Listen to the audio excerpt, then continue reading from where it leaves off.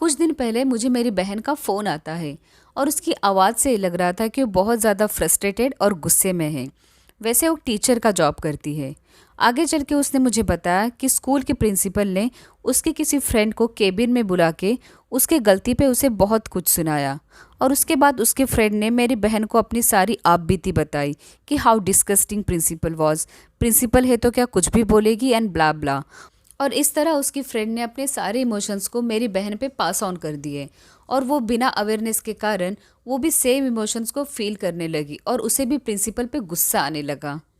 हम सभी ने देखा है, अगर हमारा कोई क्लोज़ फ्रेंड या क्लोज़ का जब दुखी रहता है तो उससे बात करने या मिलने के बाद हमें भी लो फील होने लगता है।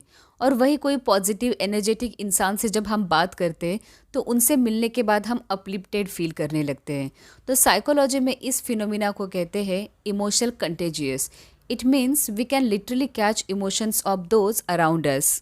जब हम इमोशनली कोई बड़े चेंज को एक्सपीरियंस करते हैं, जैसे कि सुबह के रश में ट्रेन का मिस हो जाना या ऑफिस में बॉस से फटकार या घर में अपने मन जैसा ना होना, तो हमारा माइंड इमोशनल रिस्पॉन्स को फर्स्ट एक्सपीरियंस करता है दैन द रैशनल थिंकिंग।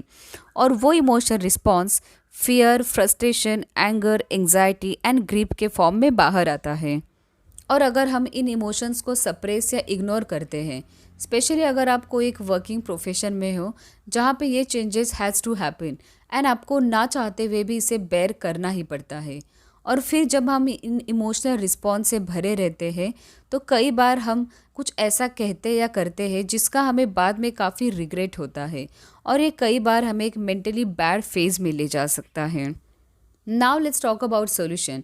आप सभी ने लॉ ऑफ थर्मोडायनामिक्स के बारे में पढ़ा होगा, जो कहता है एनर्जी को ना तो हम क्रिएट कर सकते हैं ना उस एनर्जी को हम डिस्ट्रॉय, बट हम उस एनर्जी को ट्रांसफ़र, ट्रांसफॉर्म या कंजर्व कर सकते हैं।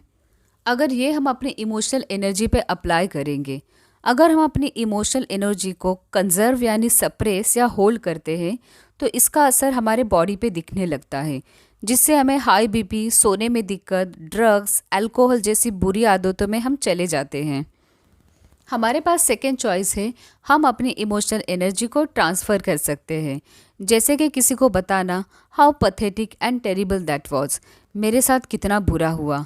और हम में से ज़्यादा लोग यही करते हैं, वो अपने आसपास के लोगों को अपनी सेम एनर्जी एक के बाद एक ट्रांसफ़र करते हैं, जिससे उनका फ़ायदा तो कुछ नहीं होता बल्कि सामने वाले का दिमाग ख़राब हो जाता है।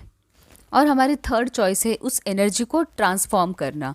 जितना ज़्यादा हम सेल्फ अवेयरनेस की प्रैक्टिस करेंगे उतने ही जल्दी हम इन इमोशंस को आइडेंटिफाई कर सकते हैं और इन इमोशनल एनर्जी को हम प्रोडक्टिवली अपने ग्रोथ में यूज़ कर सकते हैं।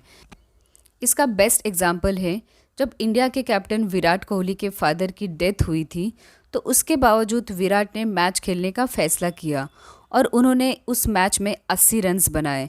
विराट चाहते तो वो अपने इतने बड़े ग्रिप के साथ रह सकते थे, लेकिन विराट ने अपने इस ग्रिप को पॉजिटिविटी में ट्रांसफ़र किया और इस तरह वो मैच उनकी ज़िंदगी की सबसे शानदार और यादगार मैच रही। हमारे लाइफ में इन नेगेटिव इमोशंस का एग्जिस्ट होना इज़ एब्सोल्युटली नॉर्मल, लेकिन चॉइस हमारे हाथ में होती है कि हम उसे कैसे अपने ग्रोथ के लिए यूज़ कर सकते हैं और अपने ब्रेन केमिस्ट्री को रिवायर कर सकते हैं। जब एक फार्मर अपनी ज़मीन से अनवांटेड घास को निकाल देते हैं तब उसे मालूम होता है कि ज़मीन में किस चीज़ की कमी है और क्या चीज़ डालने से ये ज़मीन और फर्टाइल होगी। ठीक उसी तरह जब हम अपने दिमाग से किसी नेगेटिव थॉट को निकाल देते हैं तब हम अपने माइंड को एक्सप्लोर करते हैं, अंडरस्टैंड करते हैं और तब हमें अपने मेंटल स्टेट के बारे में मालूम होता है। तब हमें समझता है कि हमें क्या सोचना चाहिए, मुझे क्या कहना चाहिए या मुझे क्या करना चाहिए था। और इस तरह हम अपने नेगेटिव इमोशंस को या चेंजेस को खुद के एम्पावरिंग में यूज़ कर सकते हैं, not against us.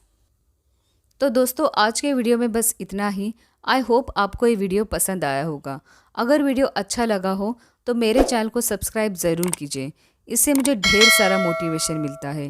Thanks for watching. मिलते हैं अपने अगले वीडियो में।